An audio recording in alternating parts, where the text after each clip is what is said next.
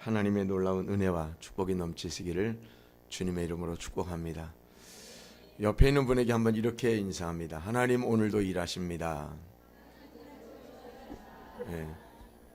다시 한 번 더 할게요. 하나님의 일하심은 우리의 생각을 초월합니다. 아멘. 믿으십니까? 예, 제가 저희 교회 모든 예배 때마다 이렇게 고백하고 있습니다. 하나님 오늘도 일하십니다. 하나님의 일하심 우리의 생각을 초월합니다. 그냥 제 얘기가 아니고요. 예레미야 33장 2절 보면 그러잖아요. 이를 행하는 여호와 그것을 지어 성취하시는 여호와. 하나님께 구하라 부르짖으라 너는 내게 부르짖으라. 그 다음에 끝이 아니고 내가 알지 못하는 크고 은밀한 일을 보이겠다. 그 말씀 붙잡고 하나님 오늘도 일하십니다. 하나님의 일하심 우리의 생각을 초월합니다. 그렇게 고백하고요. 에베소서 3장 말씀 보니까 하나님은 우리가 구하는 것이나 생각하는 것보다 더 능히 넘치도록 하신다고 말씀하고 있어요. 이렇게 매 예배 시간마다 저희 고백했더니요, 이제 성도들의 입술에서 매일 그런 고백을, 하나님 일하세요, 하나님 일하셨어요, 하나님 우리의 생각을 초월해 일하세요. 우리 예광교회도 2016년 하나님의 일하심의 역사가 있기를 주님의 이름으로 축복합니다. 우리 홍 목사님 옆에서 제가 한 25년 옆에서 이렇게 지켜봤어요. 정말 닮고 싶은 목사님이세요. 우리 목사님 옆에서 오면서요, 아 나도 저 목사님처럼 목회하면 좋겠어. 목사님은 오직 목양 일념, 그냥 교회밖에 모르세요. 사역밖에 모르세요. 아까 목사님 말씀 개척한 지 얼마 되셨어요? 그랬더니 이 32년 저하고 똑같이 했어요. 저도 성남에서 1984년 3월 11일 날 아무도 없이 저희 아내하고 둘이 100만 원에 10만 원 월세 얻어가지고 시작을 했어요. 우리 목사님 옆에서 쭉 제가 한 30년 가까이 옆에 지켜보면서 정말 담고 싶은 오직 말씀, 오직 사역, 선교, 또 이렇게 목사님 교회에 와서, 존경하는 목사님 교회에 와서 예배 드릴 수 있게 돼서 너무 감사드립니다. 함께 말씀 나눌 때 큰 은혜가 되시기를 주님의 이름으로 축복합니다. 몇 년 동안 제가 아주 많이 부르는 찬양이 있습니다. 여러분들도 잘 아시는 찬양인데요, 하나님의 은혜라고 하는 찬양입니다. 저는 이 찬양을 드리다가 가끔 울컥 울기도 하고 그렇습니다.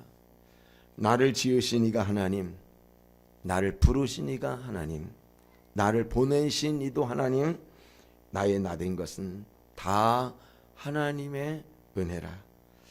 나의 달려갈 길 다가도록, 나의 마지막 호흡 다하도록 나로 그 십자가 품게 하시니 나의 나된 것은 하나님의 은혜라. 한량없는 은혜, 갚을 길 없는 은혜, 내 삶을 에워싸는 하나님의 은혜. 나 주저함 없이 이 땅을 밟음도 나를 붙드시는 하나님의 은혜. 제가 찬양을 잘하면 찬양을 했을 텐데 그냥 가사를 읽어드렸어요. 여러분, 누가 헌신의 삶을 살 수 있을까요? 누가 기쁨과 감사가 넘치는 그런 신앙생활을 할 수 있을까요? 누가 감격적으로 주님을 위해서 생명을 내드릴 수 있을까요? 다른 거 아니고요, 하나님의 은혜에 감격하는 사람이에요. 나를 구원해 주신 하나님, 나를 위해서 예수 그리스도를 보내주셨고 십자가 위에 피 흘려 죽기까지 날 사랑하신 그 하나님의 은혜를 깨달은 사람은 헌신하지 말라고 해도 헌신할 수밖에 없습니다. 그런 하나님의 은혜를 깨달은 사람은 자신의 삶을 송두리째 하나님 앞에 드리는 사람이에요. 매일매일 삶 속에 하나님의 은혜를 고백하는 사람만이 하나님을 기쁘시게 할 수 있다는 거죠. 지난 1월 7일 날 고려대학교 의과대학에서 한 청년의 10주년 추모 예배가 있었어요. 한 청년의 10년 되는 추모 예배가 있었습니다. 이 예배에는 고려대학교 의과대학 교수, 기독교수회, 또 기독학생회, 또 고대병원 신우회, 청년 한 사람의 추모 예배에 몇백 명의 사람들이 모여서 10년이 지난 그때 울면서 예배를 드린 그런 예배예요. 이 사람이 누군지 아세요? 이 청년이 그 청년 바보 의사 안수현이라고 하는 청년 의사의 추모 예배였습니다. 그 청년 바보 의사라는 책이 한 5년 전 나왔어요. 제가 그 책을 읽고 얼마나 많이 울었는지 몰라요. 그래서 그 책을 사가지고 한 20권 사가지고 저희 교회 지방의 목사님들 또 아는 분들 다 드렸어요. 그때 어떤 목사님이 저하고 같이 토요일마다 기도원에 가서 기도하는 목사님인데 그 기도원에서 만났어요. 그래서 만났는데 내려오면서 목사님, 제가 오늘 기도원에 이 책 가지고 왔다가요 3페이지 읽다가 얼마나 울었는지 몰라요. 그런 고백을 해요. 그 청년 바보 의사 안수현의 아이디는 예흔이었어요. 스티그마, 흔적이라고 하는 아이디를 썼어요. 예수님의 흔적을 가진 삶을 살고 싶었어요. 정말 영성이 깊은, 요즘에 그런 영성을 찾아볼 수 없을 만큼 깊은 영성의 사람이에요. 그는 일반 의사들과 달랐습니다. 환자를 위해서 그냥 치료하는 의사가 아니라 기도하면서 환자를 치료하는 의사였어요. 환자의 생일을 기억하고 그리고 환자의 집을 찾아가서 케이크를 사가지고 가서 환자와 함께 생일 축하 파티를 해주는 그런 젊은 의사였습니다.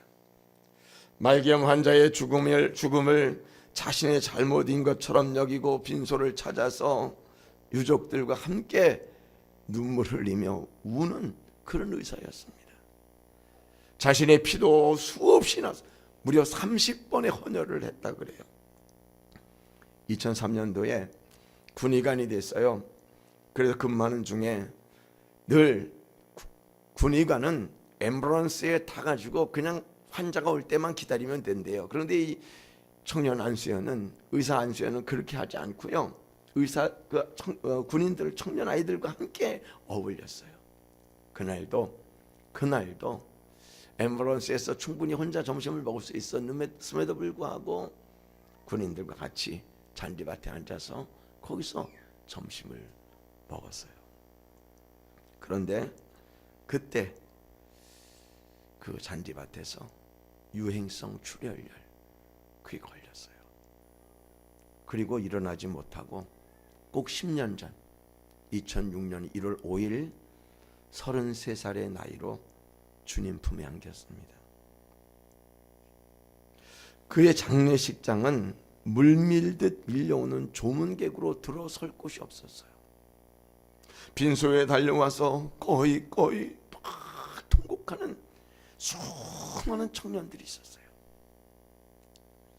33살 먹은 청년이 죽었는데 조문객이 4,000명이 넘게 몰려왔어요. 4,000. 함께 찾아와서 눈물을 흘렸습니다.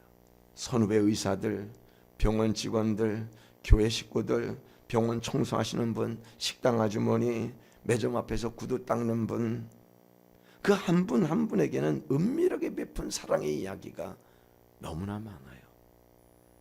매점 앞에서 구두 닦는 나이 많은 아저씨가 장례식장에서 꺼이 울면서 이렇게 얘기합니다. 제가 평생 이 병원 매점 앞에서 구두 닦았는데 저에게 허리 숙여 인사하는 의사는 딱 한 분, 안수현, 그분밖에 없었어요. 왜 그렇게 살았을까요? 왜 그런 삶을 살았나요? 예수님의 흔적을 가지고 살고 싶었어요. 스티그마, 흔적 있는 삶. 내 삶의 발자국 하나하나에, 내 삶의 흔적 하나하나에 예수의 흔적을 남기고 싶은 그런 삶이었습니다.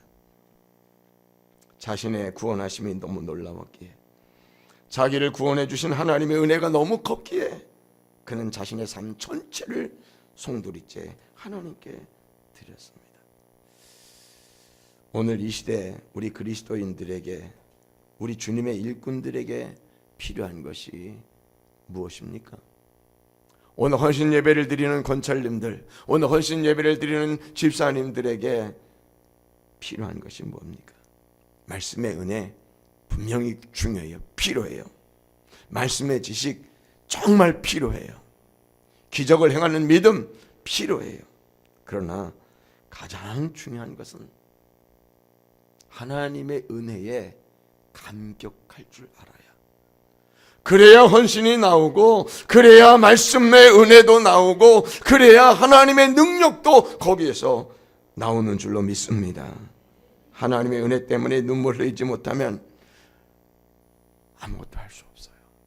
하나님의 은혜 감사해서 감격해서 눈물 흘리는 사람은 못할 것이 없어요. 하나님의 은혜에 감격하면 자신의 삶을 송두리째 드릴 수 있는 것입니다.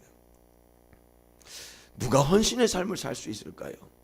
구호를 잘 외치는 사람, 말 잘하는 사람, 똑똑한 사람 아니에요. 하나님의 은혜 때문에 눈물 흘리는 사람이 헌신의 삶을 살 수 있습니다. 성경을 보면서요, 가장 헌신된 삶을 사는 사람을 찾아보라고 하면 두말할 것도 없이 우리는 사도 바울을 들 수 있을 거예요. 그는 이런 고백을 하죠. 우린 다 잘 아는, 암송하는 말씀입니다.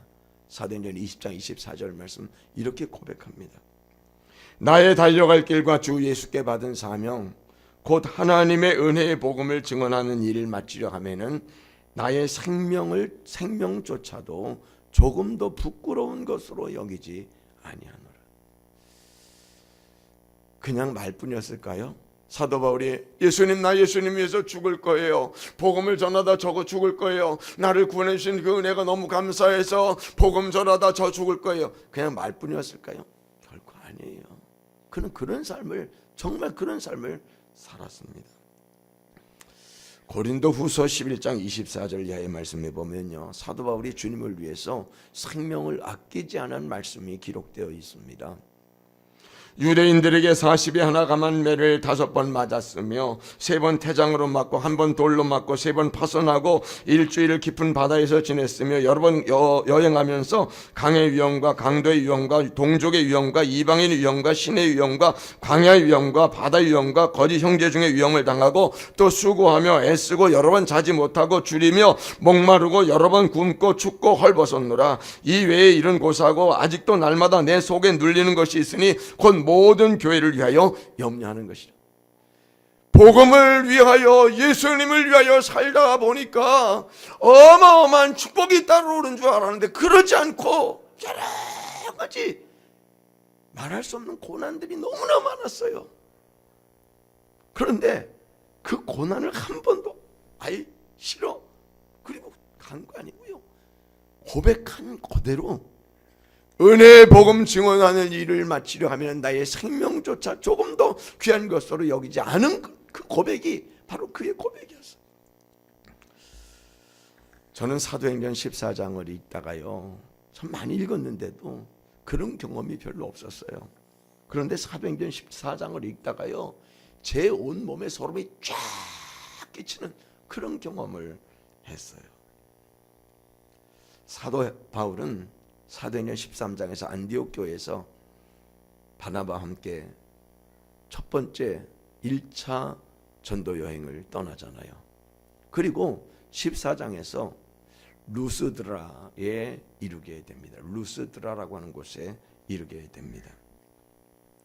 가는 곳마다, 바울이 가는 곳마다 하나님의 역사가 일어났어요. 기적이 일어났어요. 병자들이 치료되었어요.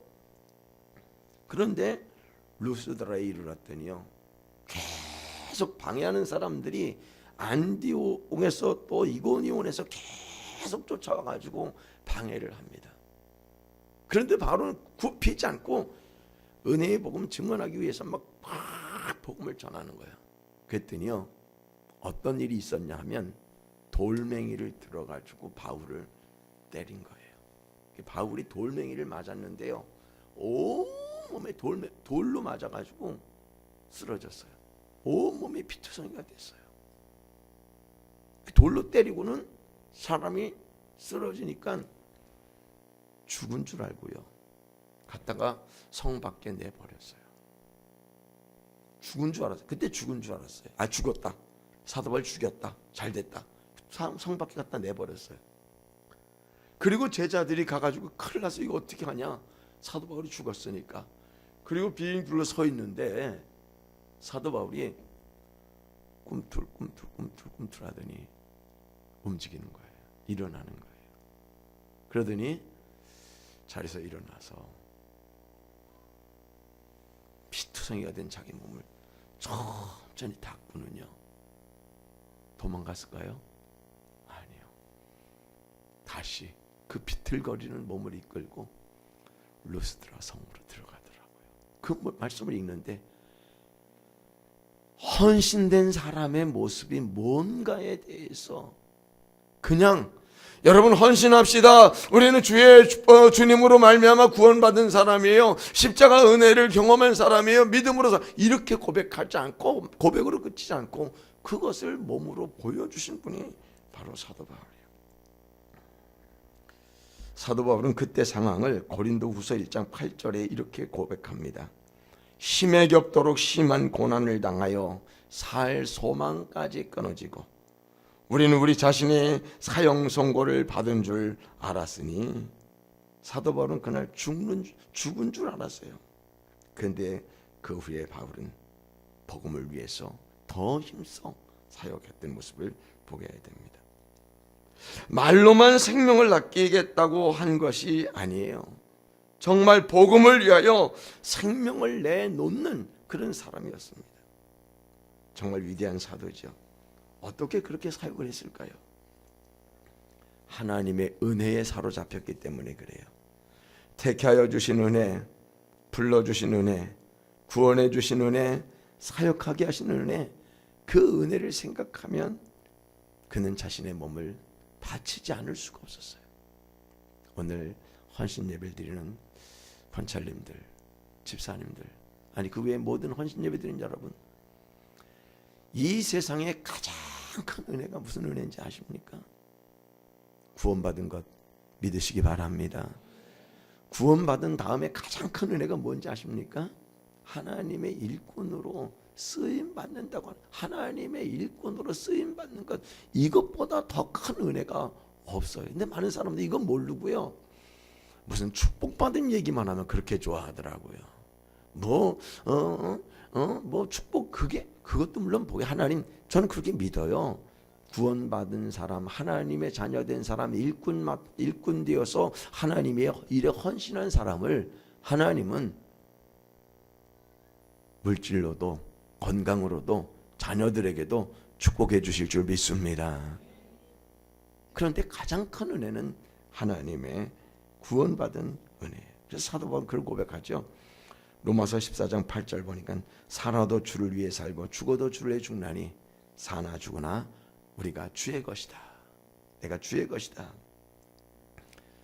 근데 바울이요, 사도 바울이 바울 되도록 만든 사람이 있더라고요. 성경을 보면, 서신서에 보면, 오늘도 여러분 함께 읽으신 로마서 16장인데요. 로마서 16장에 보면 오늘 세 사람의 이름만 나왔잖아요.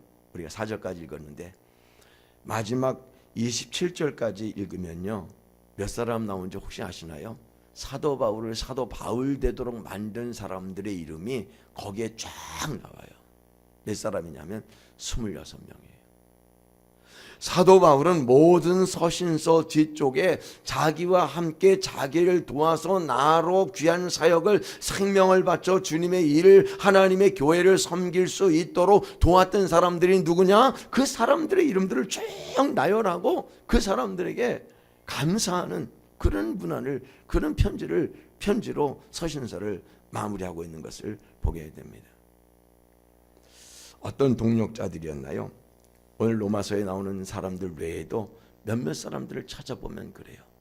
갈라디아서 4장 15절 말씀을 보면 너희가 할 수만 있었다면 너희 눈이라도 빼어 나를 주었으리라.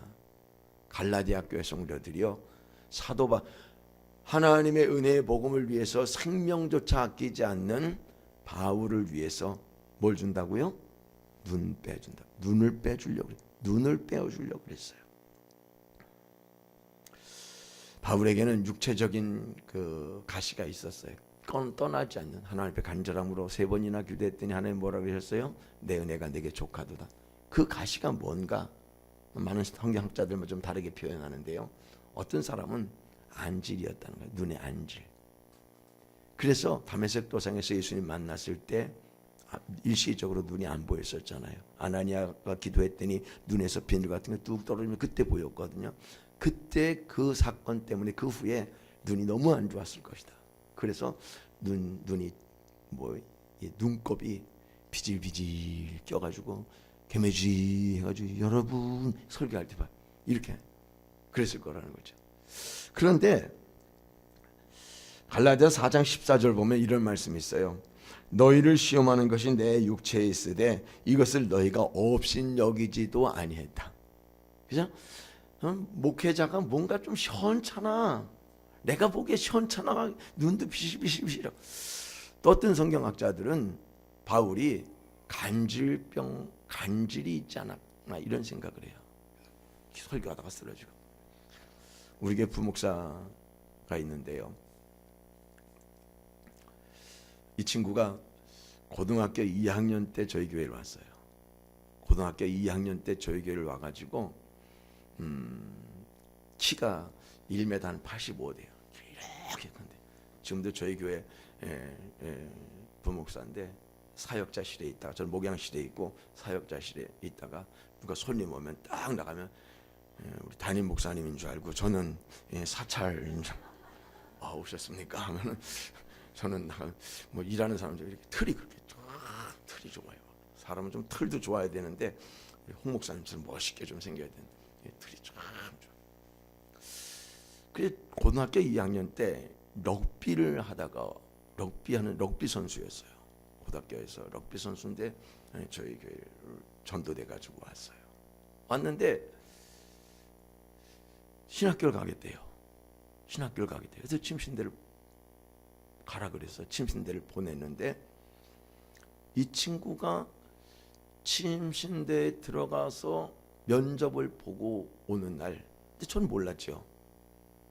편의점에 들어 면접을 보고 굉장히 긴장을 했던 것 같아요. 긴장을 바짝 하고 있다가 그 긴장이 풀리면서 편의점에 들어갔는데 거기서 쓰러진 거예요. 이미 럭비를 할 때 간질이 발견된 거예요. 럭비 하다가 쓰러진 거예요. 그래가지고 얘가 우리 교회로 왔는데 저한테 말을 안 했어요.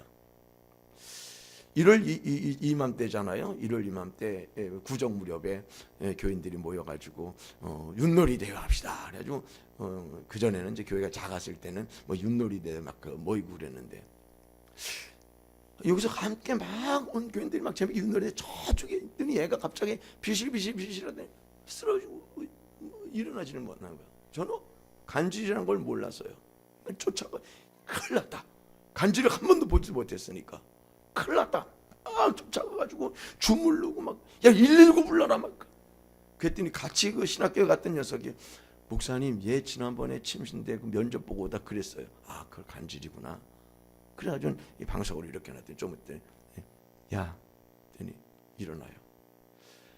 그 신학교에 다니는데 교수들이 자꾸 전화 목사님 얘가 공부하다 또 쓰러졌어요. 어떻게 해요? 얘 공부하다 또 그럼 어떻게 해요? 저도 방법이 없죠. 그래서 공부를 마쳤어요. 신학교를 마쳤는데 이제 군대도 안 가고 그러니까 야 너 어떻게 할래? 그랬더니 선교사로 갈 거예요. 그래 가라 그러면. 그래서 중국으로 선교사를 단기 선교 결혼하지 않았으니까 가라. 그래 보냈어요. 중국 저 서안에 가가지고 그리고는 제가 한 1년 있다가 가봤잖아요. 갔더니 거기는 선교사 그 선교사 밑에 가서 얘가 가 있는데 선교사가 막 화가 이렇게 나 있어요. 너네 목사님은 뭐 하는 사람인데 너 같은 걸 선교사로 여길 보내가지고 나에게 이렇게 힘들게 하느냐. 애를 얼마나 힘들게 하는지 얘가 거기서 견디고 그러니까 일주일에 2번씩 쓰러지는 거야. 일주일에 2번씩. 얼마나 힘들었겠어요. 그래 가보니까 안 되겠어요. 다시 돌아와라. 그래 돌아와가지고는 신대원 가라. 신대원 갔어요. 근데 하나님께서 만지시는데요. 그 아이를 치료하셨어요. 할렐루야. 병원에서 안 된다고 수술해도 간질 수술해도 잘 안 된다 그렇게 했는데 하나님 그 아이를 치료하시는데요 깨끗게 하셨어요. 그리고 결혼했어요. 아주 예쁜 자매하고. 그리고 딸을 둘이나 낳았어요. 그리고 우리 교회에서 목사 안수 받고 딴 데 돌아다니다 막 고생만 질상하게 하고 몇 년 전에 또 왔어요. 다시 목사님 저 여기서 사역하면 안 돼요. 야 사역 자리 없어. 우리 교회도 전사가 2명 3명인데 어떻게 너가 목사님 저 여기 와서 사역할래요. 그럼 와서 하고 개척을 준비해라. 그래서 지금 사역하고 있어요. 하나님 치료하셨어요. 할렐루야. 여러분 사도 바울이 그런 간질 있었다는 거예요. 그런데 성도들이 바울의 그 간질하는 거 그런 부끄러운 모습을 부끄러움으로 여기지 않고 바울을 위해서 눈을 빼어줬다는 거예요. 눈을 빼어줬다는 거예요. 갈라디아서 4장 15절입니다. 너희가 할 수 있었다면 너희 눈이라도 빼어 나를 주었으리라. 여러분 눈을 빼줄 수 있을 정도의 헌신된 일꾼들이 그 위대한 바울을 만든 줄 믿으시기 바랍니다. 혹시 여러분 우리 예관교회 성도 여러분 목사님을 위해서 눈 빼줄 분 혹시 계신가요? 지금 오늘 권찰님들 헌신은 이렇게 하는 거예요. 눈 빼줄 분 혹시 계신가요? 이래야 사역이 되는 거예요. 목사님 사랑합니다. 사랑하는 증거예요. 주님 사랑합니다. 뭘 사랑해요? 뭘 사랑해요? 사랑하면 사랑의 증거를 보여줘야 되잖아요. 목회 제가 개척했어요. 우리 목사님도 개척 이제 하셨지만 얼마나 힘든지. 32년 이제 다음 달 3월 11일 둘째 주일 이제 저희 창립 32주년인데요. 얼마나 어려운 일이 많았겠어요. 생개척인데. 네요. 저는 가끔 그런 생각을 해요. 다른 모든 일들은 저 직장 생활도 그렇고 모든 일들은요. 한 10년 정도 우리 장로님들 안수 집사님들 한 10년 정도 되면 뭐 되죠? 달인 되잖아요. 달인. 식당에서 10년 동안만 칼질하면요. 눈 안 보고 다다다다다다 다 해요. 저 옛날에 달인인가 그런 프로그램 한번 봤더니요. 타이어 대리점에서 타이어만 만날 던지는 사람인데요. 10몇 년 되니까 타이어 던지는데 눈도 안 봐요. 그냥 툭툭 던지면 탁탁탁 10년. 목회도 한 30년 정도 되면 그냥 수술 달인이니까 한 사역에 한 일에만 한 가지 일에만 30년 이상 했다는 게 쉽지 않잖아요.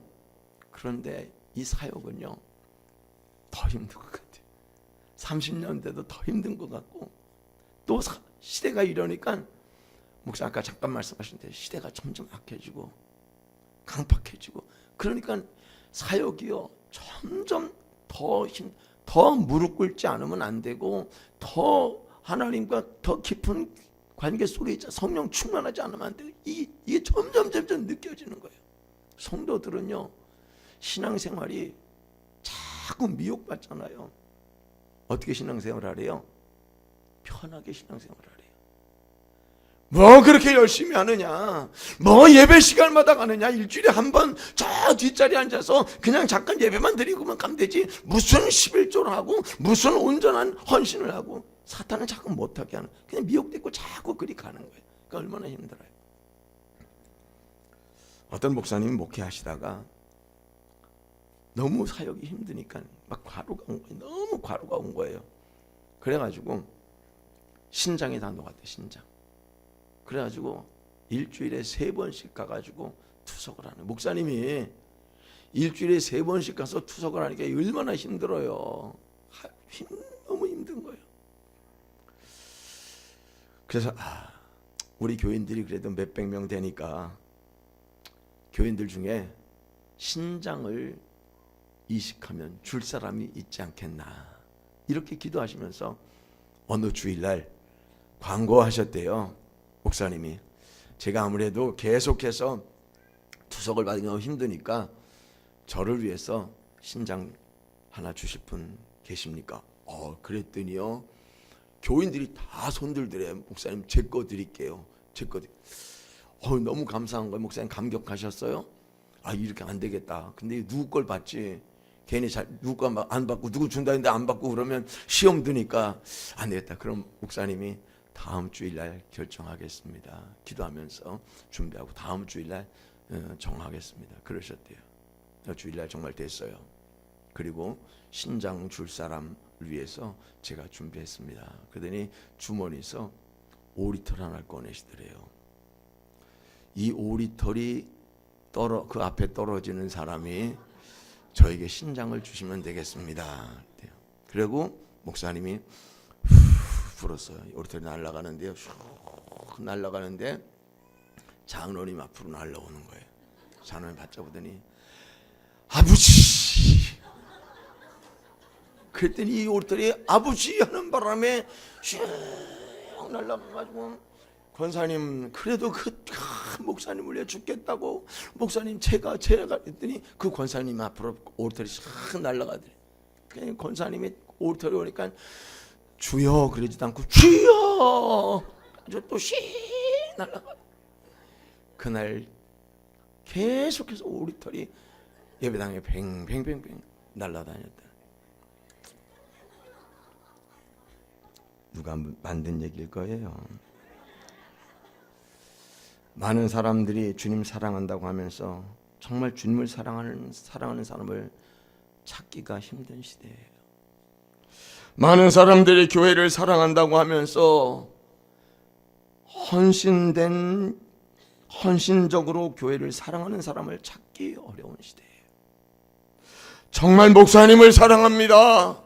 목사님의 사역이 우리 교회의 사역인 걸 내가 압니다. 목사님, 그래서 목사님을 위해서 제가 헌신하겠습니다. 충성하겠습니다. 이렇게 말하는 사람은 많지만 함께 동력할 동력자는 찾기 어려운 시대라는 겁니다.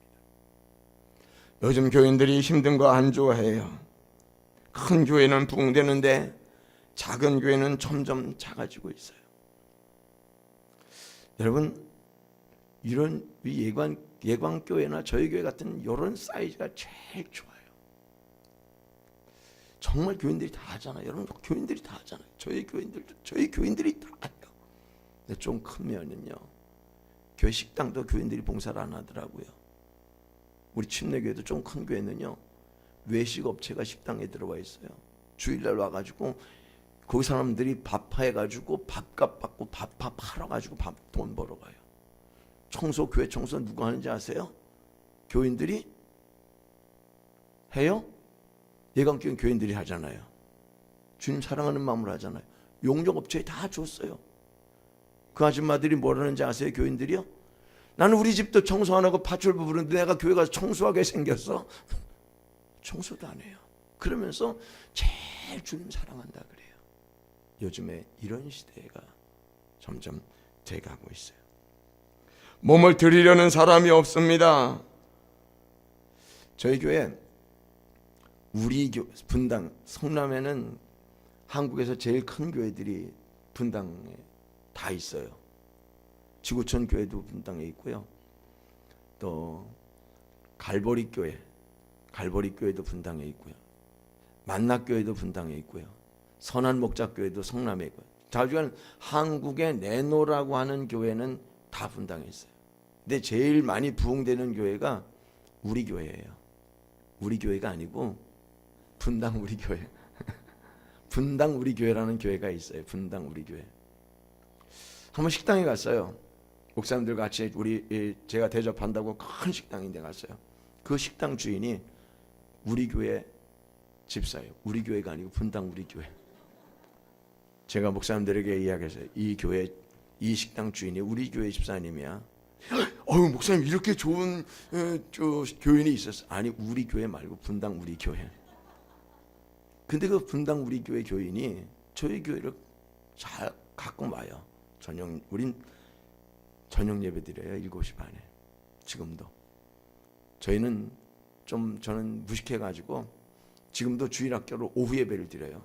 오전에 9시 예배 드리고 오후에 2시 반에 주일학교 예배 드리고, 지금도 심야 기도회 밤 10시에 시작해가지고 12시까지 해요. 그냥 힘들면 힘들 대로 하자. 열심히 하자. 그러니까 이제 저녁 예배 안 드리니까 와서 예배를 드려요. 계속 오고 새벽 기도도 오고 그래요. 가까우니까. 그래서 저는 안 그러는데 저희 아내가 붙잡고 얘기를 했대요. 집사님, 그 큰 교회 가지 말고 이 작은 교회에서 같이 신앙생활하면서 헌신하면 얼마나 좋겠어요. 그랬더니 이분이 하는 소리가, 사모님, 저희 교회는 교인은 많은데 정작 일꾼은 없어요. 주일학교 교사도 많지 않고요. 일꾼은 없어요. 이게 한국 현실이에요. 이게 문제예요. 여러분, 바울을 바울 되게 한 사람은 갈라디아 교회 성도들이었어요. 하나님 앞에 하나님의 은혜에 감사해서 사도 바울이 자신의 몸을 복음을 전하는 일을 마치려 하면 내 생명조차 아끼지 않고 하나님 앞에 드리려는 그런 헌신이 있었지만, 그를 헌신할 수 있도록 도운 사람들이 눈까지도 빼어주려고 했던 그 갈라디아 교회 성도들 때문에 사도 바울이 사도 바울 됐던 걸 믿으시기 바랍니다. 하나 더, 빌립보 교회 성도들이에요. 빌립보 교회 성도들은 힘에 겹도록 물질로 헌신한 사람들, 바울을 위해서 힘에 겹도록 헌금을 드린 사람들이에요. 영락교회 한경진 목사님 예화 가운데 이런 일이 있습니다. 영락교회, 서울 영락교회는 이북에서 피난 내려온 사람들에 의해 세워진 교회잖아요. 부산에 피난 갈 때 같이 갔고 다시 서울에서 개척을 해가지고 영락교회가 됐잖아요. 영락교회 250명 정도 모일 때 목사님 교회 건축을 위해서 계속 기도하고 준비하시다가 250명 모이는 교회일 때 목사님 이렇게 광고하셨대요. 한 달 먹을 양식만 두고 다 건축 헌금하자. 요즘 우리의 상황과는 다르죠. 그때는 사람들이 그 피난 전쟁 그 직후니까 먹을 거 한 달 먹을 거라 외에는 그 외에 많지 않았을 거예요. 그래서 한 달 먹을 것만 두고 다 헌금하자. 지금 그렇게 말하면 아마 다 도망갈 거예요. 그런데 그때 그렇게 얘기했더니 250명 중에 50명이 오리무중 다 도망갔대요. 그리고 200명이 순종했대요. 200명이 순종한 게 아니고 198명이 그렇게 하겠습니다.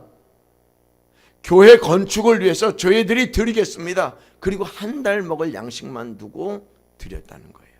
그런데 두 사람은 목사님이 찾아가서 뺏어왔대요.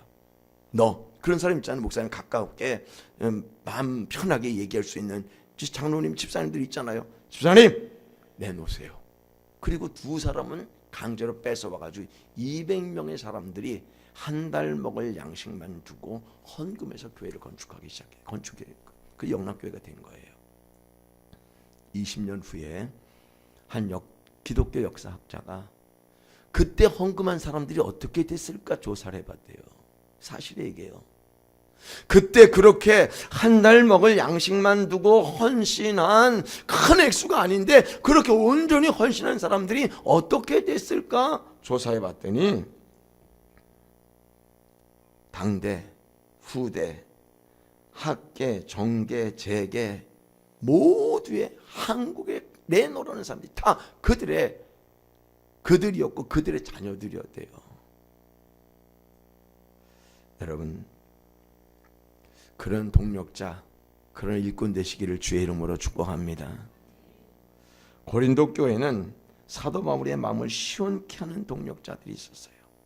고린도전서 16장 18절 보니까 그들이 나와 너희의 마음을 시원하게 하였으니 그러므로 너희는 이런 사람들을 알아주라.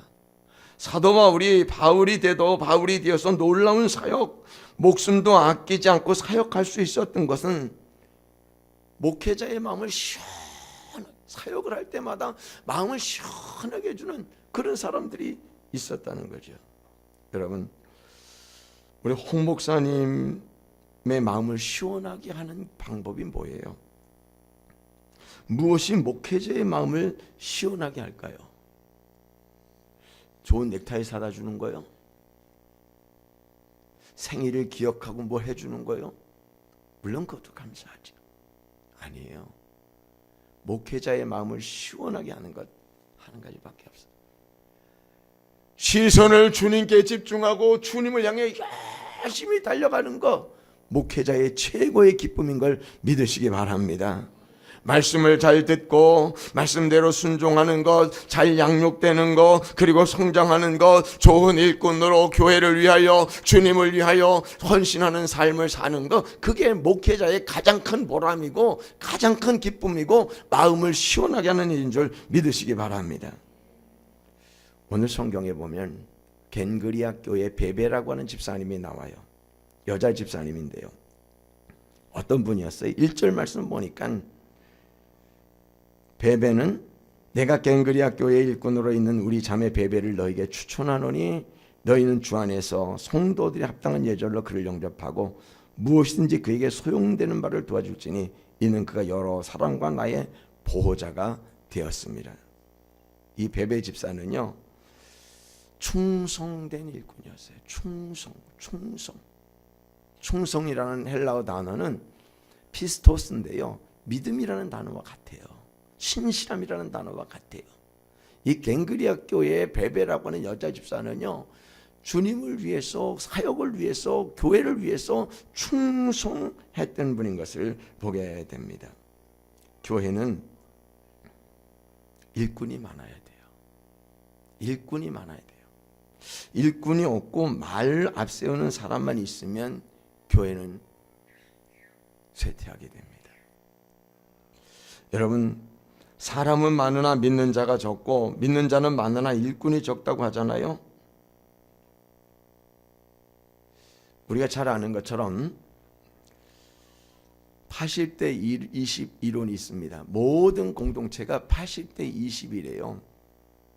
백화점의 매출을 누가 올려주느냐? 20%의 VIP 고객이 80%의 매출을 올려준대요. 그러니까 우리처럼 80%에 들어가는 고객들은 1년에 한두 번 가는 사람들은 80%의 고객, 이 사람들은 백화점의 매출을 20%밖에 못 올려주는 거예요. 그러니까 실제로 백화점의 매출을 누가 올려주느냐? 20%의 VIP 고객들이. 그러니까 백화점에서 이 사람들을 잘 전문적으로 관리하고 발송하고 이 사람들을 잘 관리하는 거예요. 20%의 사람들은 왔다 갔다 그냥 가든지 말든지 그렇게 관리를 하잖아요. 근데 이게 백화점에만 있으면 얼마나 좋겠어요. 어디에도 있는지 아세요? 교회도 있대요. 교회도. 성장하는 건강한 교회는, 좋은 교회는 일꾼들이 80%가 되는 교회예요. 20%의 사람들은 새신자고요, 그냥 왔다 갔다 하는 사람들이고요, 그냥 이런 사람들이 20%고 80%의 사람들이 헌신된 일꾼이 있는 교회가 건강한 교회, 성장하는 교회인 줄 믿으시기 바랍니다. 저는 우리 예광교회가 그렇게 되기를 주의 이름으로 축복합니다. 20%의 사람들이 일하는 교회가 아니라 80%의 사람들이 일하는 교회, 모든 일꾼들이 헌신하는 교회, 충성하는 교회, 그 교회가 건강한 교회예요. 20%의 사람만 일하고 80%의 사람들이 소비자라면, 다시 교회가 20%의 사람들이 다 하는 거예요. 막 헌금도 그들이 하고요, 봉사도 그들이 하고요, 헌신도 그들이 하고요, 청소도 그들이 하고요, 전도도 그들이 하고, 80%의 사람들이 왔다 갔다 하면, 여러분 보세요. 이 사람들이 20%의 사람들이 막 애써서 뭔가 이루는 걸 80%의 사람들이 쪽쪽 빨아먹고 마는 거예요. 그러니까 사역이 힘이 없어요. 할 수가 없는 거예요. 또 하나, 베베 집사는 기도로 돕는 자예요. 바울을 돕는 자였어요. 어떻게 도와요? 기도로 도왔어요. 교회는 두 종류의 사람이 있다 그러죠. 어떤 사람은 목회자를 위해서 기도하는 성도, 한 사람은 목회자로 기도하게 하는 성도.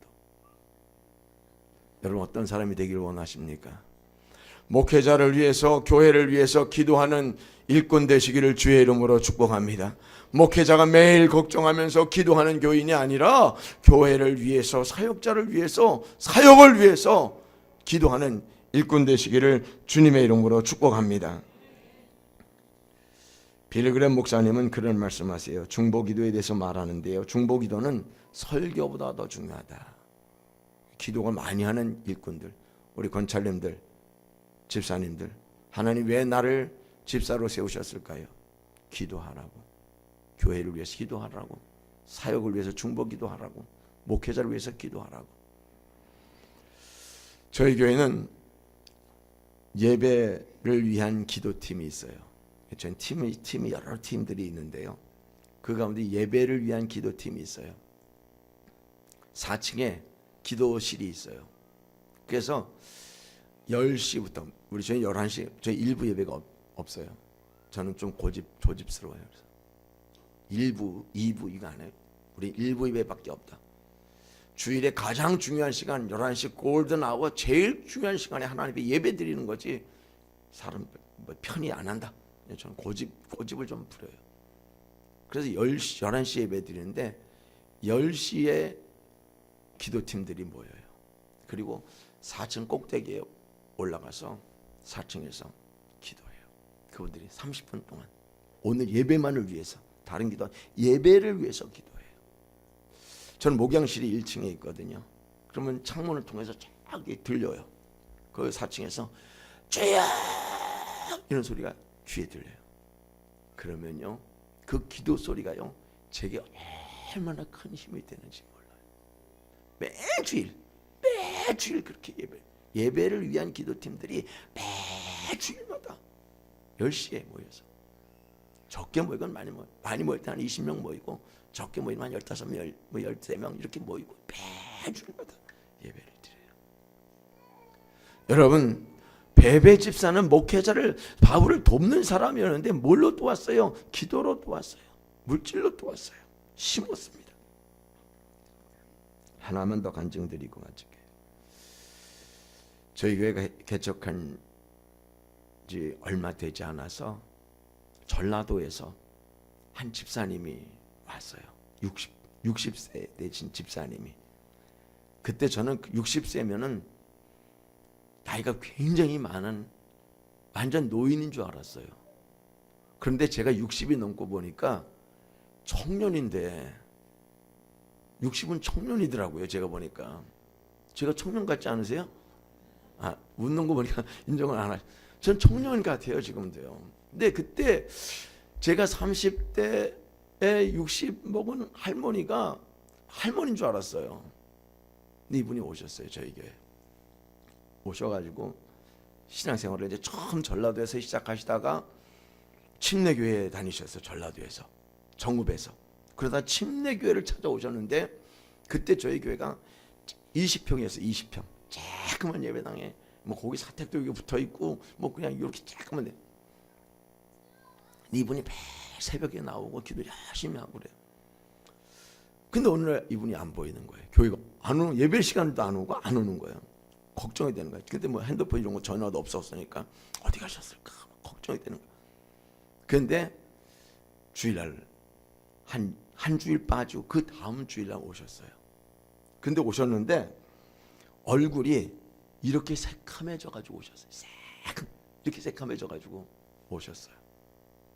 집사님 어디 갔다 오셨어요? 예, 전도사님, 제가요 하나님 앞에 헌금하고 싶어 가지고요, 헌금을 하려고 했는데 돈을 벌 수가 없어 가지고, 성남에서 광주가 가깝거든요. 경기도 광주가.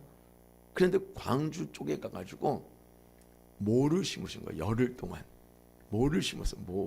시골에 계셨으니까 모를 심을 줄 아니까 와가지고 모를 심으신 거예요. 그리고 열흘 동안 모를 심는데 하루에 10,000원씩 받아가지고 저희 교회 개척하고 처음으로 수표헌금을 했는데, 그분이 수표헌금을 했어요. 10만 원짜리 10만 원. 그때 10만 원 헌금을 하신 거예요. 그 헌금을 여기다 놓고 기도를 하는데요, 이 목이 울컥울컥 하면서 이 목이 뜨거워가지고 기도가 안 되더라고. 근데 작년 7월 달에 돌아가셔서 91살에 작년 7월 달에 돌아가셨어요. 목이 이 뜨거워가지고 기도가 안 돼. 하나님을 사랑하면, 교회를 사랑하면, 얼마나 사랑하면 하나님 이룰 수 있을까요? 기도했어요. 저희 교회에서 한 30년 가까이 같이 신앙생활 하시다가 연세 많으시니까 큰아드님 댁 정읍으로 가셔가지고 작년 7월 달에 돌아가셨어요. 그 아드님 두 분이 저희 교회 안수집사예요. 그때 그분들이 청년이었거든요. 그분들이 안수집사 됐어요. 그래서 저희 교회 얼마나 충성하는지 몰라요. 물론 어려움들도 많이 있었어요. 근데 작년에 안수집사님 한 분이 작년에 헌금을 11조만 한 5천만 원 했어요. 간증이에요. 엄마가 얼마 심었어요? 그건 얼마가 계산이 안 되는 거예요. 정말 주님을 사랑하니까 그렇게 심었어요. 근데 하나님 축복하시는데요, 상상을 초월해서 사람들의 생각, 사람들의 계산이 나오지 않도록 축복하시는 모습을 보고 있어요. 지금 저희는 이제 성남이기 때문에 그 재개발 지역이에요, 성남이. 그래서 저희 교회가 이제 재개발해야 되는데, 이 집사님 맨날 기도가 그거예요. 목사님, 제가 건축할 때 10억 헌금할 수 있도록, 물질의 청지기로 10억 헌금할 수 있도록 기도해 주세요. 여러분, 물질의 좋은 청지기 되시기를 주의 이름으로 축복합니다. 작은 것 심었어요. 하나님 거두게 하시는데요, 상상을 초월해 거두게 하신 거예요. 베베 집사가 사도 바울을 돕는 사역자였어요. 기도로 돕는 사역자였어요. 물질로 돕는 사역자. 집사님 되신 것, 권철님 되신 것, 이름 아니에요, 여러분. 명예가 아니에요. 기독교는 명예가 없어요. 교회는 명예가 없어요. 일꾼이에요. 어떤 일꾼이요? 헌신된 일꾼이에요. 마지막 하나만 더 말씀드리고 마칩시다. 브리스가와 아굴라에 대한 말씀 나와요.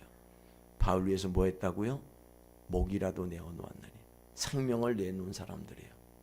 이들은 바울을 위해서 따라다녔어요. 이들은 고린도에서 바울을 만났는데요, 바울을 위해서 다 함께 계속 사역하면서 다녔어요.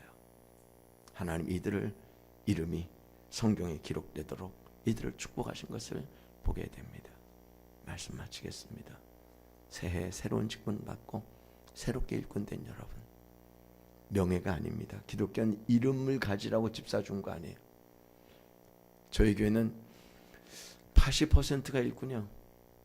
교인들이 다 집사야. 집사 아닌 사람이 별로 없어. 다 집사야. 새로운 게 막 전도되지 않고, 그러니까 새로운 신자들이 막 들어와야 되는데 그러지 않으니까 다 집사야. 근데 다 집사가 아니고 잡사도 꽤 여럿이 있어요. 죄송해요. 우리 예강교회는 좋은 집사님들, 좋은 권철님들 되셔서 하나님의 은혜에 감격해서 늘 눈물로 주님의 일에 헌신하는 일꾼 되시기를 주님의 이름으로 축원합니다.